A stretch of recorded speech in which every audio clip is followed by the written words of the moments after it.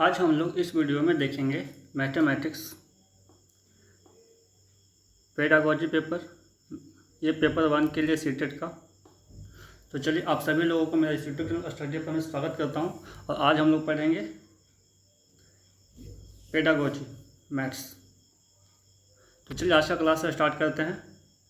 Question number, यहाँ पे number से कोई प्रॉब्लम नहीं है।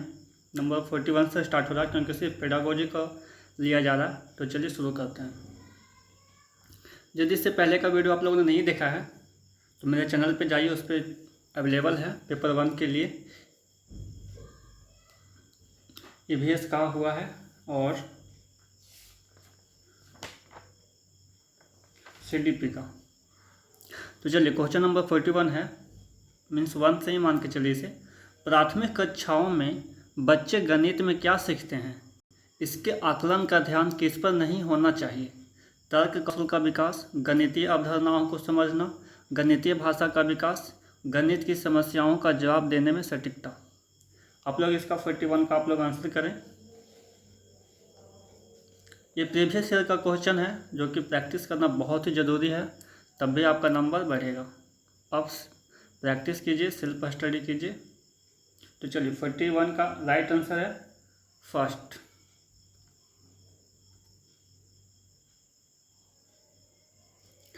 तर्क कौशल का विकास। प्राथमिक कक्षाओं में बच्चे गणित में क्या सीखते हैं, इसके आकलन का ध्यान बच्चों के तर्क कौशल के विकास पर नहीं होना चाहिए। गणितीय अवधारणाओं को समझना ये होना चाहिए, गणितीय भाषा का विकास ये भी होना चाहिए, गणित की समस्याओं का जवाब देने में सटीकता ये भी होना चाहिए। ये तीनों होना चाहिए, लेकिन तर्क कौशल का विकास ये नहीं होना चाहिए, ये गणित में नहीं होता। समझ गए होंगे। एक एक प्रश्न को हम लोग अच्छे से समझते हुए आगे की ओर चलेंगे। बस आप लोग ध्यान से मेरा रेगुलर का क्लास लेते रहिए। नेक्स्ट क्वेश्चन है, प्रारंभिक कक्षाओं में एक गणितीय अवधारणा के विकास में निम्नलिखित निर्देशों का अनुक्रम किस प्रकार किया जाना चाहिए? चित्र बनाना, प्रतीकात्मक प्रतिनिधित्व का उपयोग करना, अनुभव प्रदान करना, भाषा के माध्यम से समझाना। तो ये जो आप देख रहे हैं ना, ये सही ढंग से क्रम रूप में नहीं है, तो इसको क्रम रूप में करना है कि पहले चित्र बनाना होगा कि पहले अनुभव प्रदान करना होगा। तो आप इसे क्रम में लगाइए।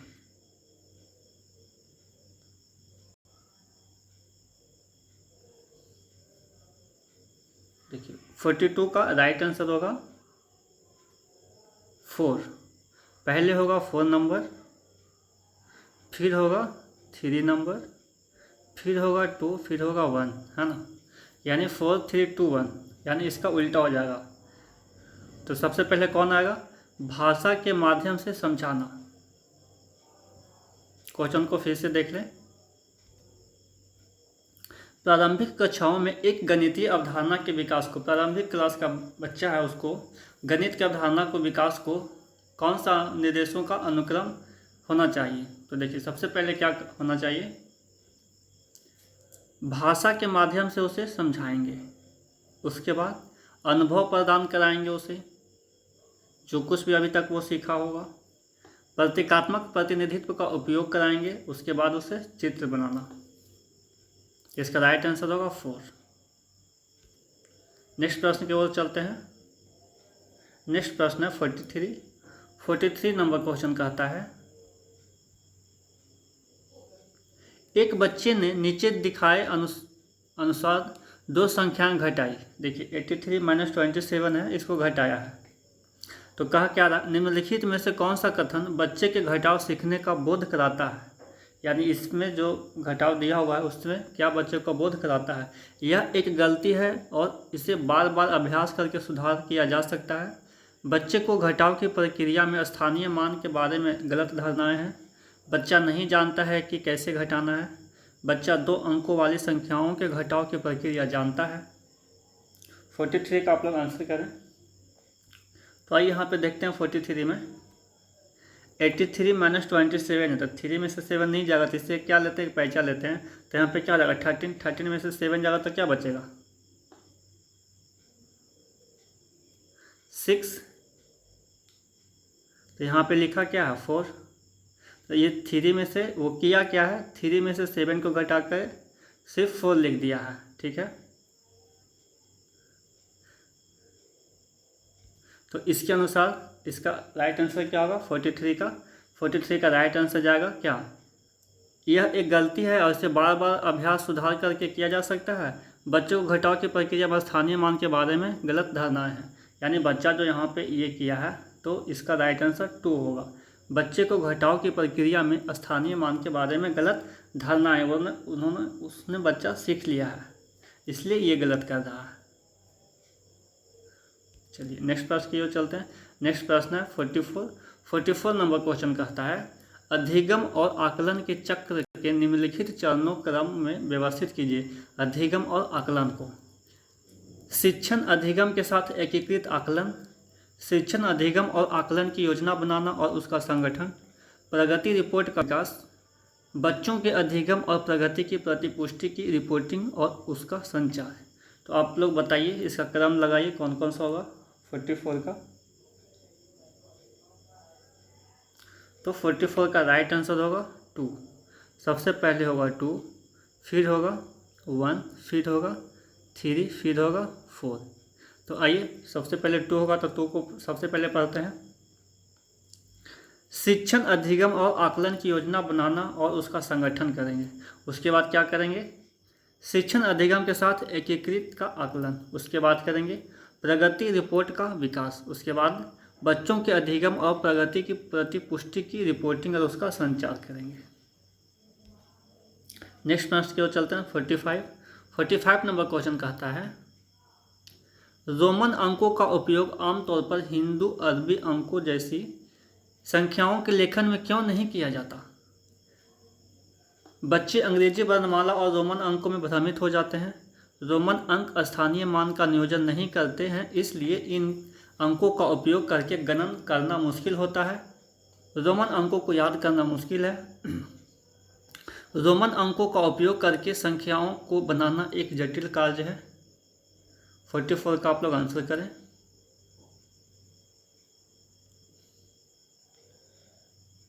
यदि आपको और भी ज़्यादा टाइम चाहिए तो वीडियो को पॉज कर लें, आप आराम से आंसर कर सकते हैं। मैं आंसर बताता हूँ। 45 का राइट आंसर होगा 2। मीन्स रोमन अंक स्थानीय मान का नियोजन नहीं करता है, इसलिए इन अंकों का उपयोग करके गणना करना मुश्किल होता है। नेक्स्ट प्रश्न 46 नंबर प्रश्न कहता है एक शिक्षक अपने कक्षा में बच्चों को उनके परिवेश में मौजूद वस्तुओं के भौतिक गुणों को अपने शब्दों में समझाने के लिए प्रोत्साहित करता है। अपने छात्रों के साथ ऐसी गतिविधि करने के पीछे शिक्षक का सबसे उचित उद्देश्य क्या है। सबसे उचित उद्देश्य बताना है। तो सबसे उचित उद्देश्य आप बताएं। यह एक उपयोगी गतिविधि है जो एक बच्चे को आकारों का परिचित कराती है, या यह एक बहुत ही रोचक गतिविधि है जिसे आकार की अवधारणा को पुनः देखने के लिए खाली समय में किया जा सकता है, या बच्चे अपनी भाषा में वस्तुओं को समझाने का आनंद लेते हैं, जैसे कि वे डम्ब साइडर्स खेलने का आनंद लेते हैं। नेक्स्ट है यह बच्चों को अनौपचारिक रूप से किसी वस्तु के भौतिक गुणों का निरीक्षण करने का अवसर देता है जो आकारों के बारे में उनकी समझ को गहन बनाता है। तो आप इसका आंसर करें 46 का, क्या सही आंसर इसका होगा। 46 का राइट आंसर होगा 4। क्वेश्चन क्या कहता है, क्वेश्चन फिर से पढ़ लीजिए। एक शिक्षक अपने कक्षा में बच्चों को उनके परिवेश में मौजूद वस्तुओं के भौतिक गुणों के अपने शब्दों में समझाने के लिए प्रोत्साहित करता है। तो अपने छात्रों के साथ ऐसी गतिविधि करने के पीछे शिक्षक का सबसे उचित उद्देश्य क्या है। तो उसका सबसे उचित उद्देश्य है यह बच्चों को अनौपचारिक रूप से किसी वस्तु के भौतिक गुणों का निरीक्षण करने का अवसर देता है जो आकारों के बारे में उनकी समझ को गहन बनाता है, क्योंकि वो बच्चा देख रहा है। चलिए नेक्स्ट प्रश्न 47 नंबर क्वेश्चन कहता है अशिक्षित दुकानदार द्वारा उपयोग किए जाने वाले गणित की संबंधित समस्याओं को हल करने में वैकल्पिक रणनीति के रूप में कक्षाओं में शिक्षकों द्वारा चर्चा की जानी चाहिए, या गणित कक्षा में उपयोगी नहीं है, या सभी गणितीय समस्याओं को हल करने में बहुत उपयोगी है, या में अस्पष्टता और बहुत कम स्तर की शुद्धता है। तो 47 का क्या आंसर होगा? तो 47 का आंसर होगा फर्स्ट। मीन्स अशिक्षित दुकानदार द्वारा उपयोग किए जाने वाले गणित की संबंधित समस्याओं को हल करने में वैकल्पिक रणनीति के रूप में कक्षाओं में शिक्षिका द्वारा चर्चा की जानी चाहिए। ये जरूरी है। चलिए नेक्स्ट प्रश्न है 48 नंबर क्वेश्चन कहता है, एक शिक्षक को गणित कक्षा में बच्चों को एक विषय समूह को कैसे संभालना चाहिए? कम क्षमता वाले बच्चों के अनुसार कक्षा प्रश्न हल करके और उच्च क्षमता वाले बच्चों को जटिल प्रश्न गृहकार्य के रूप में देकर, एक ही क्षमता वाले बच्चों को एक साथ समूहित रख कर और उनकी क्षमता के अनुसार प्रश्न देकर, या एक ही कक्षा में सभी बच्चों को एक साथ समूहित रखकर, या फिर अलग अलग क्षमताओं वाले बच्चों में एक साथ समूहित रखकर ताकि वे एक दूसरे से सीख सकें। तो 48 का राइट आंसर क्या होगा? तो 48 का राइट आंसर होगा 4। अलग अलग क्षमताओं वाले बच्चों को एक साथ समूहित रखकर ताकि वे एक दूसरे से सीख सकें। नेक्स्ट प्रश्न 49 नंबर प्रश्न कहता है, गणित में सीखने के प्रतिफल इसलिए विकसित किए गए हैं ताकि वर्ष की अंत परीक्षाओं के लिए बच्चों को तैयार किया जाए, गणना के लिए बच्चों को लघु विधियां बताई जाए, विभिन्न शैक्षणिक सर्वेक्षणों में बच्चों की उपलब्धि बढ़ाई जाए, या बच्चों द्वारा हासिल की जाने वाली कक्षावार दक्षता और कौशल को परिभाषित किया जाए। 49 का आंसर करें। तो 49 का राइट आंसर होगा 4। बच्चों द्वारा हासिल की जाने वाली कक्षावार दक्षता और कौशल को परिभाषित किया जाए, है ना। इसका क्वेश्चन देख लें। गणित में सीखने के प्रतिफल इसलिए विकसित किए गए हैं ताकि बच्चों द्वारा हासिल की जाने वाली कक्षावार दक्षता जो है और कौशलों को परिभाषित किया जाए। नेक्स्ट प्रश्न है 50 नंबर क्वेश्चन कहता है, निम्नलिखित में से कक्षा में हो रहा कौन सा कार्य एक गतिविधि है? कक्षा में जो कार्य हो रहा वो एक गतिविधि है। कौन सा? बच्चों का अन्वेषण में लगना, शिक्षक समझाते हैं कि प्रश्न कैसे हल करें, बच्चों द्वारा कविता के रूप में गिनती का वाचन, बच्चों द्वारा श्यामपट्ट से नकल करना। तो 50 का राइट आंसर होगा 3, बच्चों द्वारा कविता के रूप में गिनती का वाचन। नेक्स्ट प्रश्न है 51 नंबर क्वेश्चन कहता है, बच्चों के बीच गिनती के कौशल को विकसित करने के लिए निम्नलिखित में से कौन सा पूर्व संख्या अवधारणा के रूप में सीखने के लिए आवश्यक नहीं है? यहाँ पे सीखने के लिए आवश्यक नहीं के बारे में पूछ रहा है। समूह बनाना, एक संगतता, क्रमबद्धता, संख्या नाम, यादृच्छिक रूप से पढ़ना। तो 51 का राइट आंसर होगा 2, एक संगतता जो है वो आवश्यक नहीं है। बच्चों के बीच गिनती के कौशल को विकसित करने के लिए एक संगतता पूर्व संख्या अवधारणा के रूप में सीखने के लिए आवश्यक नहीं है। चलिए समझ गए होंगे। नेक्स्ट प्रश्न की ओर चलते हैं। नेक्स्ट प्रश्न 52 नंबर क्वेश्चन कहता है, एक बच्चे से यह पूछने की क्षेत्रफल क्या है, उसने लंबाई गुने चौड़ाई उत्तर दिया। क्षेत्रफल की अवधारणा के बारे में बच्चे की समझ के बारे में आप क्या कह सकते हैं?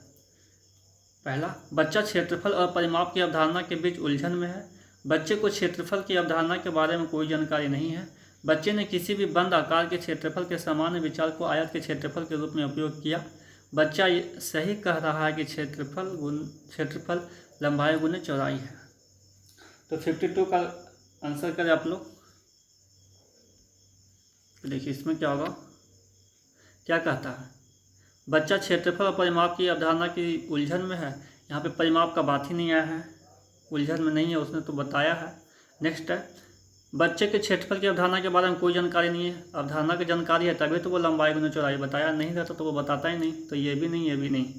बच्चे ने किसी भी बंद आकार के क्षेत्रफल के समान विचार को आयत के क्षेत्रफल के रूप में उपयोग किया, ये बिल्कुल सही है। फिर भी आगे देखते हैं 4 क्या कहता है, बच्चा सही कह रहा है कि क्षेत्रफल लंबाई गुने चौड़ाई है, ये भी है, लेकिन ये सटीक आंसर इसका 3 होगा, 52 का 3।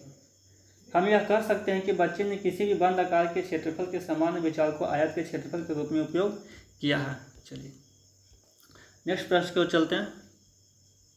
53 नंबर क्वेश्चन कहता है, गणित सीखने के संबंध में निम्नलिखित में से कौन सा कथन सत्य है? गणित केवल कठोर अभ्यास से सीखा जा सकता है। गणित सीखने के लिए एक कठिन विषय है। आमतौर पर लड़कियां गणित में कमज़ोर होती है। हर कोई गणित सीख सकता है। तो 53 का राइट आंसर करें। गणित सीखने के संबंध में निम्नलिखित में से कौन सा कथन सत्य है? ठीक है, तो गणित केवल कठोर अभ्यास से सीखा जा सकता है, ऐसा तो नहीं है।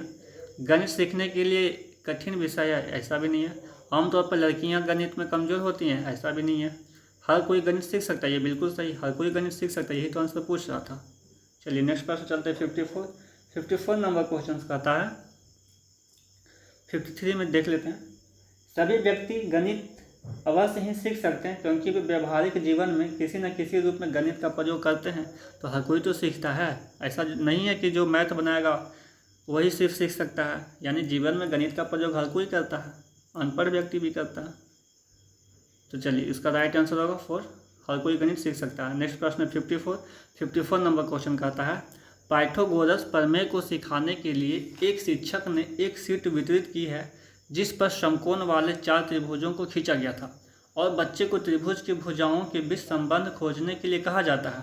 तो उपरोक्त परिस्थिति में शिक्षक ने क्या प्रयोग किया? प्रयोगशाला विधि, आगमन विधि, निगमन विधि या व्याख्यान विधि? 54 का राइट आंसर करें। 54 का राइट आंसर है सेकंड, आगमन विधि। जब किसी दी गई जानकारी की तुलना का परिणाम तक पहुंचते हैं तो इसे आगमन विधि कहा जा सकता है।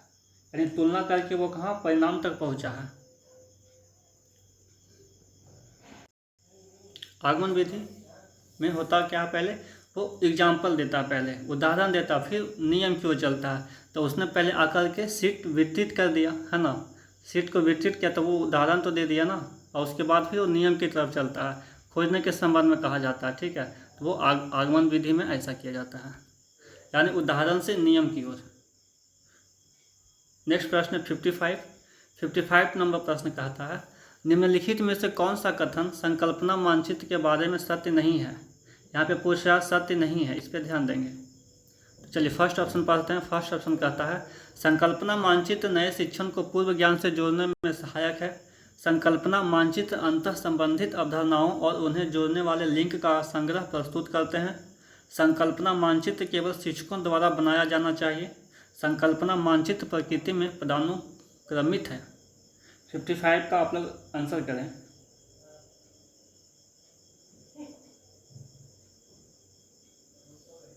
तो 55 का राइट आंसर होगा 55 का राइट आंसर है आपका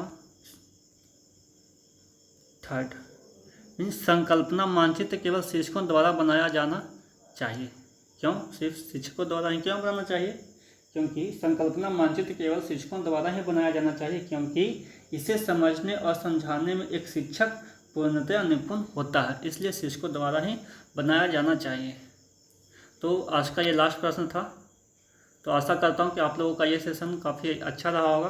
बस इस तरह से आप लोग सेट को प्रैक्टिस करते जाएं। प्रत्येक दिन आपको अलग अलग सब्जेक्ट का मिलेगा। आप हमारे चैनल से जुड़े रहें। यदि आप मेरे चैनल पर नए हैं तो चैनल को अभी तक आपने सब्सक्राइब नहीं किया तो सब्सक्राइब कर लीजिए, और यहाँ तक जब देख ही लिए हैं और लाइक शेयर अभी तक नहीं किए तो लाइक ज़रूर करके जाएँ। तो लाइक कर दीजिए और अपने दोस्तों के साथ शेयर ज़रूर कीजिए। आप सभी लोगों का मेरा धन्यवाद। नेक्स्ट वीडियो में मिलते हैं नेक्स्ट चैप्टर के साथ।